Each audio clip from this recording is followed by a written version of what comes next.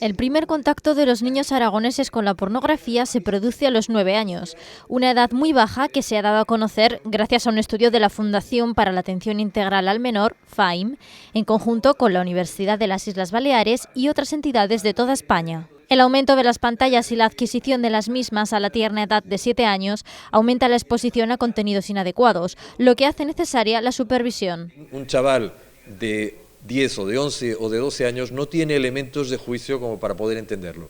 Además, con un factor añadido, esa pornografía se ve solo, no se ve con acompañamientos, no se ve con un adulto. Y esto hace a los adolescentes más proclives a las conductas de riesgo, que normaliza la violencia en las relaciones sexuales, el no uso de preservativos y las prácticas en grupo. Es muy diferente ver pornografía por parte de un adulto formado o una mujer o un hombre que ya tiene una sexualidad, que tiene un imaginario sexual, que se descubra digamos, el imaginario sexual y se construya a partir de la pornografía. Aunque el 70% de los jóvenes aragoneses asegura haber recibido educación afectivo-sexual, el 13% no resuelve sus dudas y el 30% solo en parte.